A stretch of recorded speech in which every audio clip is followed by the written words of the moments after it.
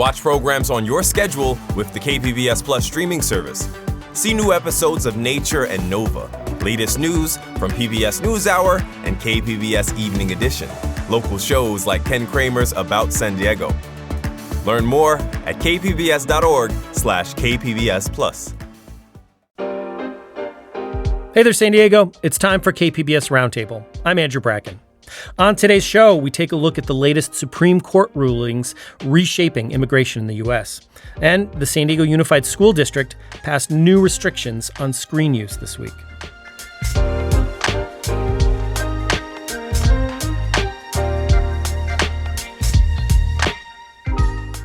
We hear about what's changed for students and what other limitations could be coming to reduce technology's influence in the classroom. Then, from the latest in KPBS's Price of San Diego series, we take a look at the rising cost of quinceañeras celebrations. Plus, reflections from KPBS Morning Voice, Deb Welsh, who will soon be calling it a career. That's ahead on KPBS Roundtable.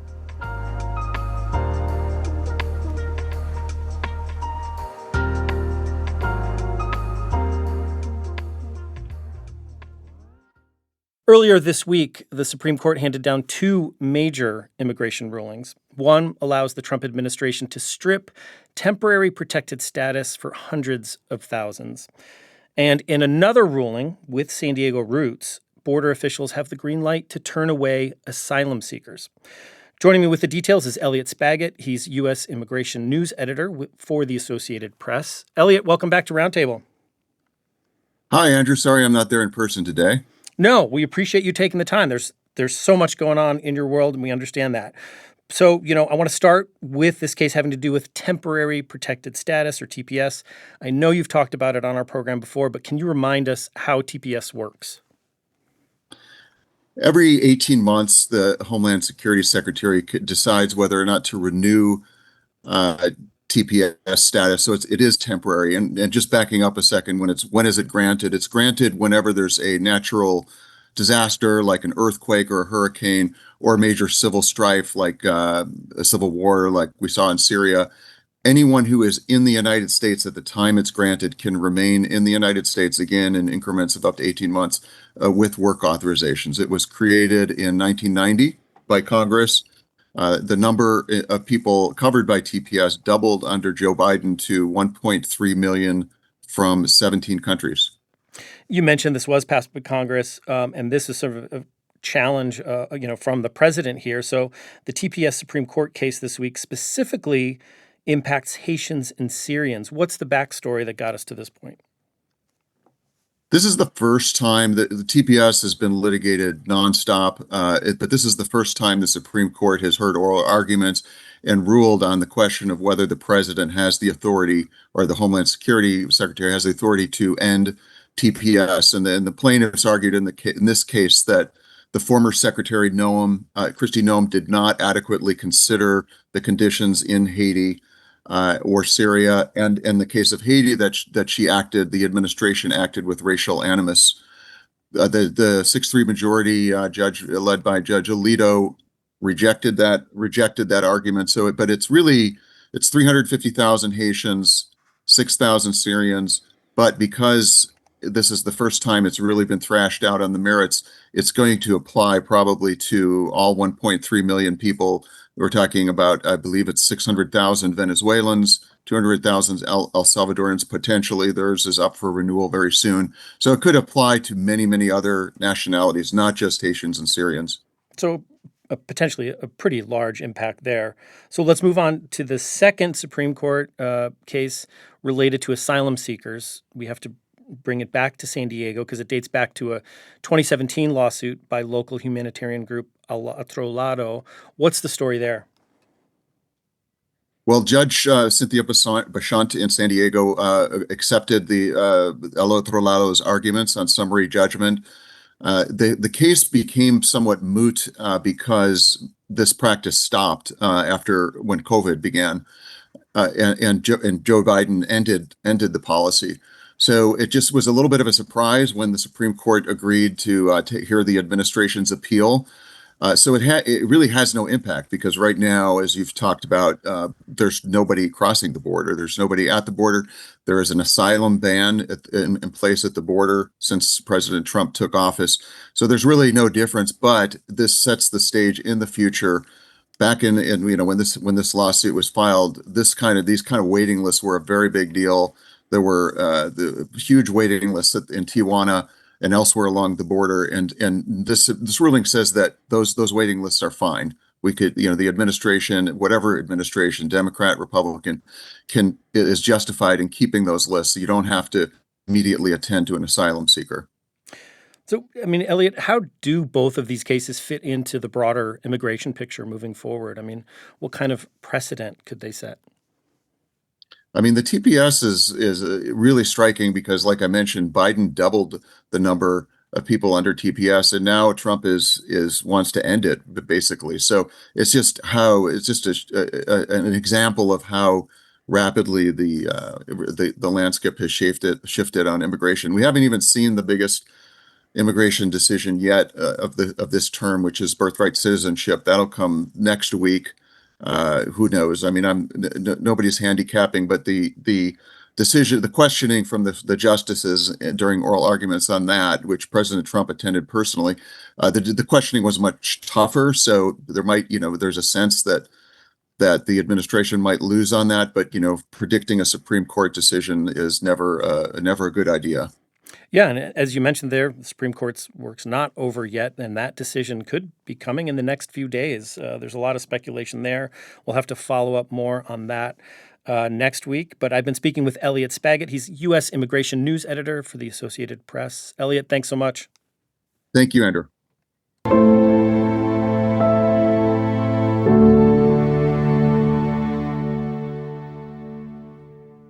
You're listening to KPBS Roundtable. I'm Andrew Bracken.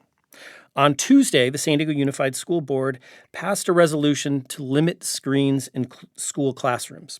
It includes a number of changes, like removing access to YouTube and gaming platforms on school laptops. It also sets a timeline for other tech-related changes based on grade level. But it's not just San Diego Unified. School districts across the country are trying to adapt to the growing influence of screens and artificial intelligence. Joining me now to talk more about it is Jacob McWhinney. He's education reporter with Voice of San Diego. Jacob, welcome back. Hey, Andrew. How you doing? Great.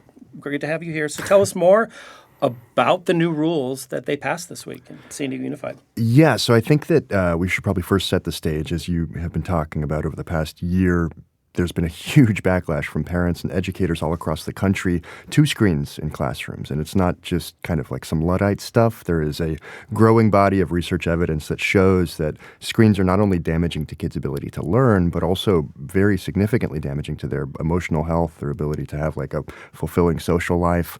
And so San Diego Unified's new resolution kind of drops into that space. It's this local front in this much bigger battle. And as you referenced, there are a couple elements here. There are the concrete things that are going to happen now prior to the first day of school, and that is the limiting of what kids can access on the one-to-one devices that the district gives every student, and that will mean that they will no longer be able to access gaming platforms. They'll no longer be able to access streaming platforms like YouTube. In addition to that, they're going to start to move what are called device carts out of classrooms like transitional kindergarten. So that will mean that laptops, devices, things like that are less easily accessible to kids who are essentially 4 years old. But the much larger portion of this resolution, as you mentioned, is basically this framework, this timeline to create a new series of policies over the next school year. Right, and I want to talk more about that. So some of these changes, as you mentioned, are going into effect for the next school year. That kicks off not that long from now, actually August 10th, right? I think is when the first day of school for San Diego Unified is. But I'm wondering if you can just, paint a little bit more of the picture. You mentioned there just like the school laptop. It's really become a central learning tool for pretty much students across the country, especially in San Diego, over the last 5 years, right? Yeah, I mean, I think maybe the better question people should ask themselves is like, what are laptops and devices not used for? They're kind of used for everything, both on the front end and delivering, education and curriculum, and on the back end. determining how kids are learning, how efficacious the education that teachers are delivering is. And so, for example, all kids are issued a laptop at San Diego Unified. They use it to submit assignments online. They use it to do homework online. And then in the classroom, they watch videos. They take part in interactive lessons that are, displayed on these big smart screens in classrooms. And on the back end, teachers use technology like iReady is a very popular one, where kids take tests to determine, where they are educationally, if they're behind, if they're ahead. And all of these things have come under a lot of fire. iReady, in particular, parents have filed a lawsuit over the application's data sharing policies, alleging that it shares data or collects data without parent consent and then sells it without consent. And so all of these things, whether it's screens in the classroom or even the applications that kids are using and teachers are using are under fire. Yeah, I mean, it's just so embedded in learning today, right? It is, yeah, especially post-pandemic. Yeah. So you say this is sort of like step one here in limiting technology for San Diego Unified classrooms. What are some of the other changes that you're expecting or you're hearing from? Mm-hmm. Sure. So the rest of the resolution lays out this essentially tiered timeline, right? By certain points throughout the school year, the district is supposed to have come up with new policies regulating a whole bunch of other different elements of technology. They're first supposed to create a committee that will come to these decisions. But for example, by winter break, the committee is supposed to come up with all of these like grade-specific regulations, right? Like how much screen time should a kindergartner have? How much screen time should a first grader have? How does that differ from what a high schooler should get, right? And even come up with rules about when the district-issued laptops will kind of automatically shut off, right? So does a kid need to use a district-issued laptop at like 2 a.m? I mean, that's what the committee is going to start to think about, right? Mm-hmm. By the end of the school year, the committee also will have a whole other series of decisions like developing policies to ensure students are only using district-approved software that has AI, not just all of these other bits of software that have AI. And there will be the creation of this more kind of unified, streamlined policy that allows people to opt out of the take-home devices that the district issues. Really interesting. So, yeah, there's a lot still to come here. But yeah. These rule changes specifically we're talking about are for public schools in the city of San Diego, mm-hmm. right? San Diego Unified Schools. What about other school districts in the county or even, local private charter schools? Mm-hmm. Are they making similar efforts? What are you seeing in those spaces? Yeah, I mean, I must admit, I have not been following other districts as closely, but I would be very shocked if they weren't. I mean, we're seeing it all over the country. As you mentioned earlier, we're seeing it in LA Unified. This is spreading everywhere and very quickly. And you mentioned Los Angeles Unified School District. They took a slightly different approach from what San Diego School District is.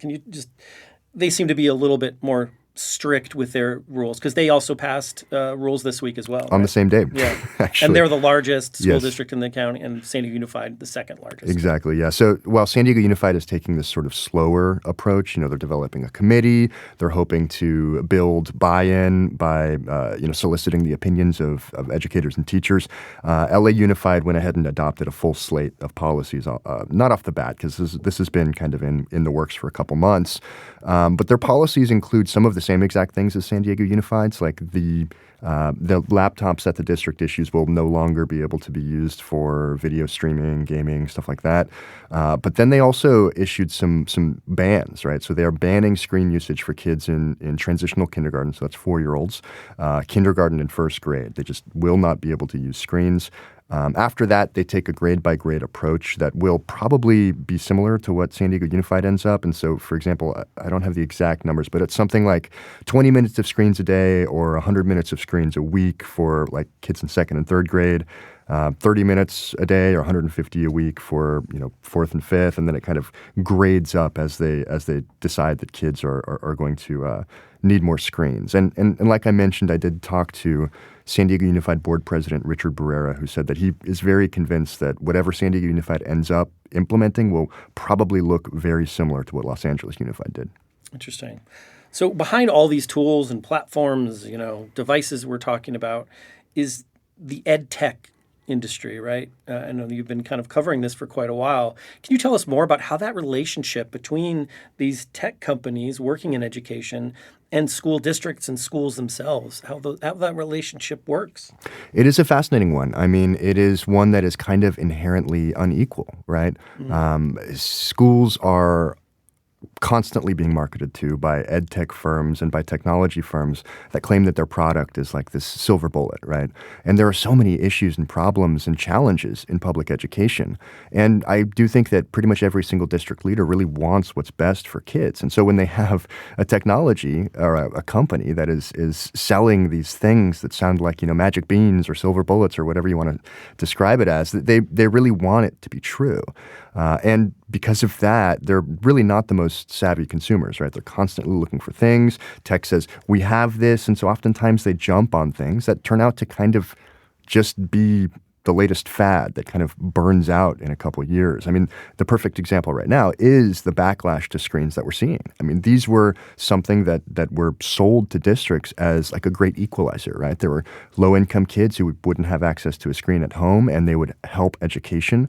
And so you need to get them for everyone. And obviously, the pandemic presented a different factor. Kids needed screens to be able to learn long distance. But all of this kind of means, I talked to a researcher this week who described it like this, that schools are kind of easy marks for technology companies because there is this desire to make education better and, they have some money. It's so interesting because I'm thinking back to when my kids first began school and just how different we looked. Yeah. How much differently we looked at technology. Like schools would advertise like, hey, we have laptops here. This is cool. Your kids can learn this technology. Whereas now the perspective is quite different. And as you mentioned, this relationship, these tech companies you're talking about, I mean, they're for-profit companies generally, right? Yes. And they're angling for public dollars, right? The public has some of the biggest ability to, or public institutions have some of the biggest ability to spend and get these big contracts, right? So I think this ties well with another recent story of yours. You visited a local charter school in Tierra Santa where you met a ChatGPT-powered robot. What's the context? Tell us more about what's happening here. Yeah, so it was a super interesting story. I recently found out that this network of charter schools, they're called ALTUS. They do mostly distance learning, and they focus on like credit recovery. And so while kids mostly work from home, they have a series of these resource centers. And so I visited this resource center in Tierra Santa to check out a ChatGPT-powered humanoid robot. It's called Amica. The network actually bought two of these, and they cost them only $500,000, so $500,000 on two robots. Altus officials told me that these robots are part of this pilot program that they're working on to research the potential to integrate AI, to integrate robots into education, and how this could potentially figure into the future of the classroom. And researchers in the field who I spoke to were much less enthused by that prospect. And, when you say a robot, you're literally talking, kind of robot here. So give us a visual. Yeah. What does this robot look and sound like? Yes, well, it sounds like a robot. It has, a ChatGPT powered voice, so it kind of sounds like Siri, right? But I walked into the room. I'm 6'1", and I looked over at this robot. It's 6'2". It has these like bright blue eyes. It's gray. Has these exposed motors in its shoulders, a transparent head with these purple flashing lights, and it's just kind of always moving. One of the strangest things about this that really gave it an uncanny valley effect is that even its face, it's emoting to, more or less. It's looking back and forth. Its lips are pursing. It's like eyebrows are raising. Its eyes are looking around. It was really, really a strange thing to kind of walk into a school and behold. And I think we have a clip, an audio clip. Yeah. We'll listen to that now. Greetings, I'm Nikola Tesla. I lived from 1856 to 1943. I am best known for inventing the alternating current, AC electrical system, and my work on wireless communication and magnetic fields. My inventions have greatly influenced the modern world. I know, it's a lot. Can you please repeat that? Well, certainly, I am Nikola Tesla. I lived from 1856 to 1943. I am best known for inventing the alternating current electrical system and my work on wireless communication and magnetic fields, which have greatly influenced modern technology. So tell us more about what's happening in the clip. I think I heard like the servo, the Sure. robot moving around that you were describing earlier. But yeah. Sure, yeah. So I was observing a lesson with this robot. And essentially the robot was acting as you probably heard, as Nikola Tesla, and the kids were asking questions.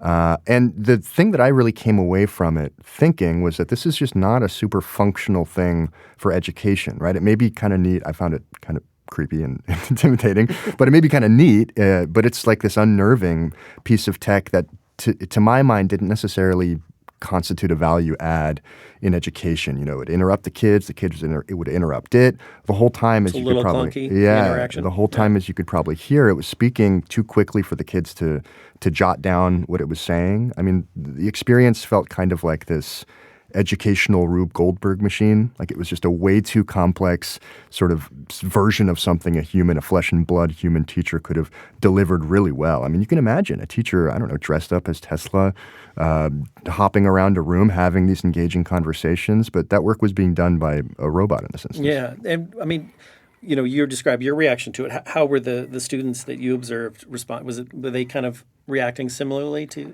how you felt about it? Yeah, I mean, it's hard to tell whenever as a journalist walk into a school. I think that kids get a little weird, but it did seem like there was a little bit of a bashfulness going on in those interactions. I do know I talked to Altus as part of their pilot program. They ask kids their perception of the robot before they interact with it, and they told me that pretty much the first word out of every kid's mouth is creepy. So if that's any indication, I don't know that it's really winning hearts and minds just yet.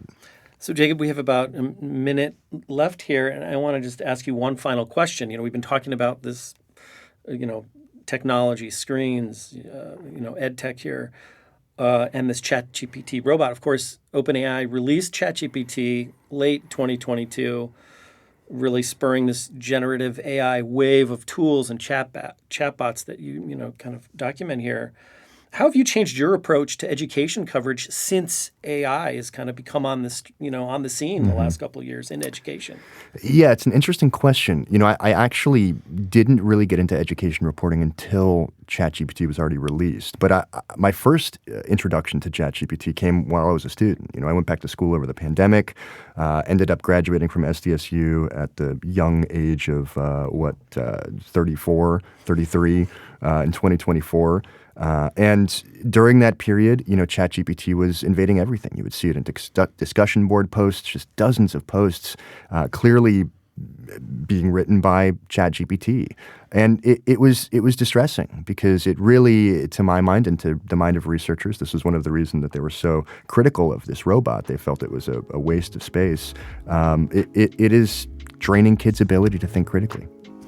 Well, there's a lot more to come there. I've been speaking with Jacob McWhinney. He's education reporter with Voice of San Diego, and we'll have some links to his stories on our website and show notes. Jacob, thanks so much. Thanks for having me. And coming up, KPBS's Price of San Diego series dives into the dollars and cents of life here in our region. Next, we hear about the rising price of quinceañeras celebrations. You're listening to KPBS Roundtable.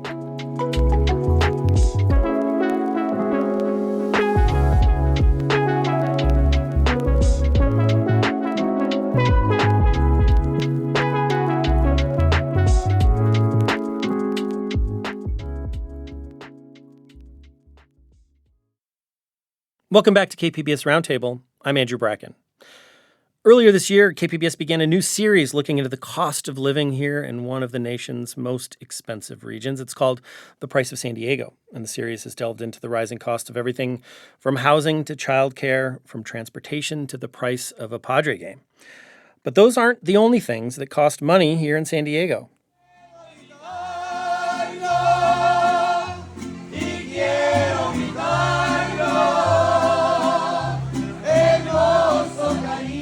That's the sound of a quinceañera. It's a coming-of-age celebration for girls turning 15 years old, common in many Latino families in San Diego and beyond. But like many things in our region, quinces, as they're often called, can also be quite expensive. Here with more is Maria Elena Castellanos. She's KPBS's South Bay engagement producer. Hey, Maria Elena, welcome to Roundtable. Thank you, Andrew. Thank you for having me, and I'm excited to talk about this topic of quinceañeras. And actually, that's one of my favorite songs. That's Hermoso Cariño from the legendary Vicente Fernández. Oh, the corrido, like those songs just really go right to your heart. Oh, yeah. And watching it at a quinceañera, it gets everybody going. helps add to the emotion of the celebration. Well, that's why I think your story is so beautiful, because it's, about these dollars and cents issues that are so important, but really just like has such a heart and family at the core. So I want to talk more about it. But can you first just lay out for us, tell us more about quinceañeras and what they're all about? Yeah, well, you kind of said it. The quinceañera it's a celebration of a person when they turn 15. It marks the transition from childhood to adulthood. Even the name has quince stands for 15, marking the person, and quinceañera is all about the celebration. But they go back generations, and they're extremely popular cultural celebrations in Latino, Latinx, Latina, Chicano, Chicana, Hispanic, Latin American cultures. But like you said at the very beginning, here in San Diego, they don't come cheaply. There's a pretty high cost to have one. One of the families we spoke with, she said she started with a budget at about $22,000, but she thinks she may have ended up spending, $25,000 to $30,000. A study that we found from 2019 said the average cost for a quinceañera was more in the $27,000 range. But we didn't talk about these types of quinceañeras because these are pretty high for our region. But there's others that I've seen online, at over $100,000. I saw one at $1 million. So it's really hard to make a quinceañera happen. But a really important moment for a lot of families. Yes, most definitely. You spoke with a few families as they were planning quinceañeras. And we have a clip of one mother you spoke with. This is Carmen Montoya Reyes. And here's a little of what she had to say. The reason why I see that it's important for many parents as for myself, especially for our daughters, because while traditionally it's like a coming out type of thing, I think today it just lets them know how important they are in our lives and how important they are to society. Can you tell us more about her family, or like the story of her family as they approached her daughter's quinceañera? Yeah, Carmen, she was really great to meet and just to be a part of their story. She's a single mother, and she told us that she started planning for her daughter's quinceañera 2 years ago. She said that one day she was just walking around and she saw a shop with dresses, and she thought, for fun, she would walk in. And then she looked at the prices of the dresses, which, can start at $900 and can go a lot higher, $3,000, maybe even more than that. And she said that moment, it hit her, oh my gosh, I'm not ready for this. And she started saving. She knew she wanted to have one for her daughter. And she started saving 2 years ago. She set a really small budget. She said it was $5,000, but it kept getting higher and higher. And she was really lucky because she's a hairstylist, and she ended up moving her business to her house to try to cut down on costs because she was looking for different ways to save up the money. Mm-hmm. And that was one of the ways she did it. But she also told us that her clients would ask her, how are the plans coming? And are you going to have a limousine? And she would say, no, that's too much money. And then that person would either give her a big tip, or they would say, I'm going to pay for it. I think somebody asked, it was the same for the cake. They said, are you going to have a cake? And I think she told them, no, we're going to have cupcakes. And then that person either gave her a big tip, or they said, no, I'll pay for it. And so she had what is also has been a part of the tradition, which is the padrino, which is like a sponsor. And those sponsors can be a financial sponsor, but they can also be an emotional sponsor or a family friend, a spiritual sponsor. Yes. So she was able to get a lot of support for her daughter's quinceañera in that way. And so really kind of spreading out, this cost being spread across around the different community. people, and that happens a lot. And that comes up a lot in, just in this story, just the sense of community. Yes. you cover South Bay. You're from San Diego's South Bay. Can you just paint a picture of the setting of, how you came to tell the story and the role, that area plays in what you're explaining to us here? Yeah, thank you for asking the question.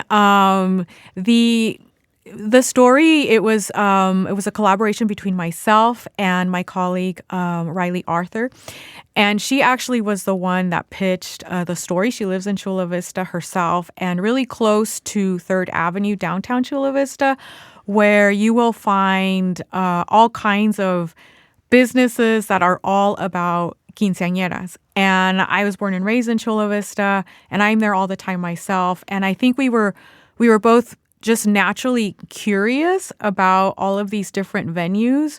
And Riley has been one of the leads on the series on the Price of San Diego. So I think she was really interested in trying to learn more about how families are making quinceañeras happen. And, it's interesting because one of the things that we learned is I was born and raised there, but I never realized how long some of these businesses have been in the community on 3rd Avenue. Some of them have been there for years. One of the venues we interviewed, which was Just Java, has been there for 24 years. It's run by the family. We went to another venue, Factory of Dreams, and they've been there for 14 years. We also interviewed a dress designer, Cinderella Brides, and they've been there for, I can't remember the exact number, but I would say at least 15 years, if not longer. So they really have had a really long time in the community. And I think that just really points to just how quinceañeras are a really continued, valued tradition in the South Bay. You mentioned the dressmaker you spoke with. His name is Osmar Naranjo. And he's the owner of that Chula Vista business, Cinderella Brides, as you mentioned. Here we have a little clip when you spoke to him. Here's a little of what he told you. The dress pretty much embodies her becoming a young woman. The whole point of the quinceañera is to mark that transition. There's a lot of traditions that are being lost, sadly. But if you want to do a traditional quinceañera, you start off the day marking her still as a young woman. So she's supposed to start the day with flats, with the headpiece, something still marking her as a little girl. And then as the day goes on, you're marking that transition. So after she gets the blessing from the priest, you put her in her first pair of heels to symbolize her first step into womanhood. This is really interesting, him breaking down some of the tradition, which I know you've mentioned. Can you talk more about some of the traditions associated with quinceañeras, but also how you're seeing them change in some of the ones you visited in reporting on the story? Yeah, some of the traditions the typical tradition, a lot of them have been mostly for young women.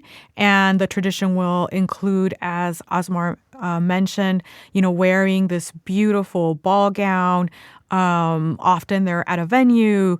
There's going to be friends, family, and then there's the traditional waltz. We went to 2 quinceañeras, and something that was interesting there was that the young women, they chose for their waltzes more of a contemporary English song for their waltzes and not really a European music piece or maybe a Spanish language song. So that kind of shows you how the tradition evolves a little bit in changing. Yeah. But also Osmar himself shared with us that he's noticing that young men are also interested in expressing themselves. And he said that he has seen some young men come into his shop and try on dresses. And he believes that that's a reflection of a new generation that is, more accepting of people expressing themselves in different ways. And he was really excited about that because he also said that he also sees support from the families also. Yeah, and I think there you note in your reporting, you are seeing a rise in quinceañera quinceañeros and expanding that beyond just Yes, we have seen them, and it's not necessarily a new conversation. I mean, there have been cases over the last few years. Even HBO had a documentary where they followed different stories of people, and one of the stories they followed was a young trans girl also. So that conversation is ongoing, and we didn't look into it as much because we were trying to focus on, living here in San Diego in these economic times and how people are just trying to put on a quinceañera for their families. Well, again, I just, one thing I really loved about your and Riley's story is just it's a story of dollars and cents, but it kind of really challenged me to think about what's important where we put our money. You know what I mean? Because at the center of this is, as you mentioned, family, of love, of community, of these really important life moments. What did you learn about quinceañeras through working on this story? I've learned so much. There is this ongoing debate about the finances, and, some people want to feel that the money should be put towards maybe a child's education. But something that I saw from the parents that we spoke with and just in some of the research is that families that choose to do a quinceañera, for them, they want to invest in their children. They're trying to invest in relationships with the people that they're close to. And they're also using it to have a moment to feel pride in their culture. And you can really see that it's a rite of passage, and you can see that with, across cultures, whether it's a reunion, a graduation, a bar mitzvah, it's universal. Yeah, and it's really important, too. I've been speaking with Maria Elena Castellanos. She's KPBS's South Bay engagement producer. You can find her and Riley's story on the price of quinceañeras at kpbs.org/price of San Diego. Maria Elena, thanks so much for being here. Thank you, Andrew. Coming up in Roundtable, we get to know the person behind the voice you hear on KPBS each morning. A conversation with Deb Welsh when we come back.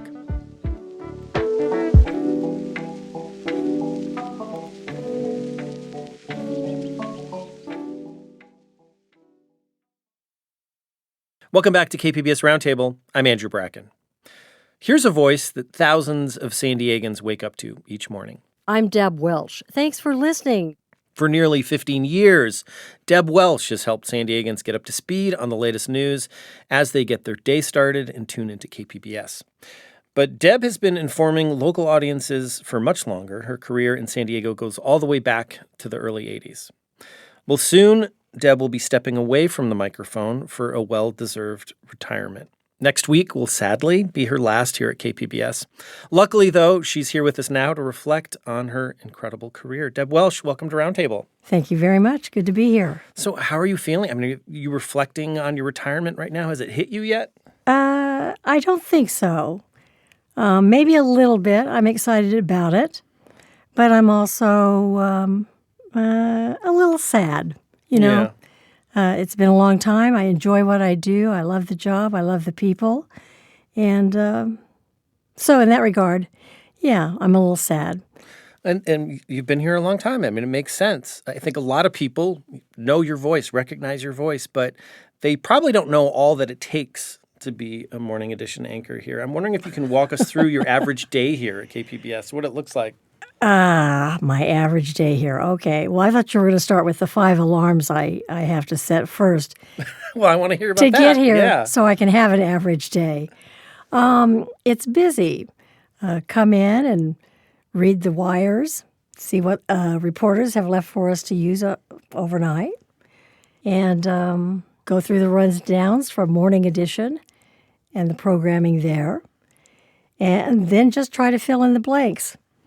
All right, but let's go back. You mentioned something about 5 alarm clocks, which just sounds... It sounds ridiculous, doesn't it? Because we should note for everyone, your day starts very early. 2:30, right? yeah. 2:30 each morning. 2:30. So, yeah, walk us through that part of your day.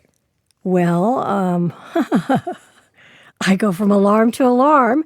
I do get up and walk, so I stay awake. Otherwise, I'd be in bed sawing Z's. So you're not exaggerating. It's literally 5 alarm clocks? It's 5 alarm clocks. In different rooms? No, it's all in the same room in different intervals. Have you ever overslept? Oh, yes. Yes, I have. I have, yeah. It's not a good feeling, and the adrenaline rush you get is just like, oh, my God. Have you gotten used to that schedule? I mean, waking up at 2:30 is not a normal... It's not. Well, I don't think you ever get used to it. But in some ways I have. First off, I try not to sleep deep, because that's one way to oversleep. Get comfy, snuggled in. So, I don't get too comfortable, so I'm sure to wake up. So with all that waking up early, you're also seeing sort of a different side of San Diego. What kind of perspective does that early shift, do you think, gives you into our community? Well, surprisingly, when I think about the traffic coming in from Rancho Bernardo, which is where I live, there is a lot of traffic at 4 o'clock in the morning. I don't know where all these people are going. I guess they, too, are going to work. But it always surprises me. You say you got the journalism bug back in college, and you went to college in New Mexico. Mm-hmm. Tell us about that. I mean, what hooked you about, what made you want to do this for as long as you have? Well, I was a junior. I hadn't declared a major yet. It was getting down to the wire. I had to do something. And so it was kind of a matter of elimination. I thought, well, it doesn't have any really big math requirements. I can do the foreign language, and I can write. So my advisor appointed to me was the program director of the college radio station. So I had to go meet with him, and fortunately, I liked it. I walked into the radio station. I thought, this is where I'd like to spend my time. What was it about radio specifically that kind of hooked you? I think the immediacy of it. It's happening now, and I like that, and the creative aspect to it as well. And I enjoyed doing it. And then that brought you to San Diego soon after college? About a year after college, yeah. So what stood out to you? What was San Diego like when you first came here? It was green. And it was busy. A lot of people. I came from a little town of about, 130,000, the size of the college town. And there was water, the ocean. It's hard to leave, when you're that close to the ocean. And San Diego is hard to leave. I mean, once you've lived here, it's like, well, where else would I possibly want to live? And so, you arrived here early 80s, right? Early 1980s? Late 70s. Late 70s, yeah. Sorry, okay. But your career in San Diego journalism began kind of early 80s. Yeah. Just for you, your career goes much earlier than your morning shift here at KPBS today. What makes a good story, do you think? Well, it has to be compelling. And by that, I mean it kind of hooks you by the ear and relatable, I think. I don't know if you listen to StoryCorps or not. Absolutely. But that's the kind of thing I think of when I think of good radio or good stories, It's relatable, emotional, and you sit there and you listen. You actually listen. Yeah, in StoryCorps, you really hear the people's voice. Mm-hmm. It talks all kinds of stories, everyday people. I think for many of us, your voice, again, is often one of the first we hear each weekday. How do you think about your relationship with your listeners? Well, I can't see any faces except for a couple who I know for sure are listening. I think, I want to present something that's easily understandable and relatable to, and I hope answers whatever questions they might have about the story. I want to talk a little bit more about how you approach your role as a morning anchor. Do you think your style has changed over the years? Hopefully it's gotten a little better and a little more commanding. I don't think it has changed that much. I think there's a maturity to it that wasn't there before, but that just comes with time and age. For being on the air for as long as you have, I imagine there's probably a fair share of surprising moments, some unpredictable ones. Does anything stick out for you? Well, in terms of news stories or just? Oh, just surprise, anything funny behind the scenes? Yeah, there's a couple of things. one morning, this happened here. It was me in the room all by myself and the director separated by a glass plate. And I'm reading the news, doing this story, and I hear, well, that doesn't sound good. And I'm looking around and I thought, well, that wasn't Emily over there. Who was that? And it was Siri. Oh, yes. On Apple. Yeah. Yeah. She was commenting on my news story. And I thought, oh, man, they're listening. And before we let you go, Deb, I'm wondering if there's, any words for longtime listeners that you'd like to leave them with today. Well, I just say, whether you're a longtime listener or a sometime listener or a first-time listener, thank you for listening, really. We appreciate it. I know KPBS appreciates it. And it is worth a listen here, I think. Well, I've been speaking with Deb Welsh. She is a Morning Edition anchor here at KPBS. Her last day will be next Thursday, July 2nd. Deb, congratulations on your retirement. Thank you. And thanks for all your work, and hopefully you can turn off all 5 of the alarms. I'm not going to set them. Good. Thank you much.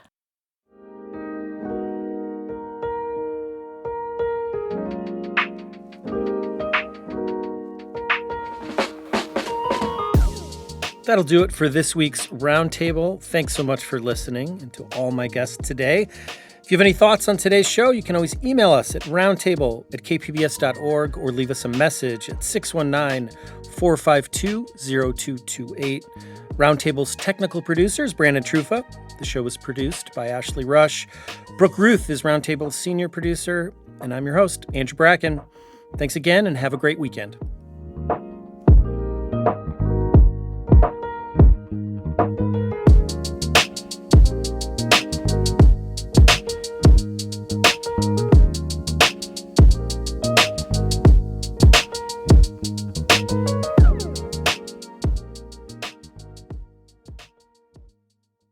Before a producer hits record or before a journalist picks up a pen, someone like you notices something and wants to understand it. Every day, we invite you to keep asking questions like why and who and how.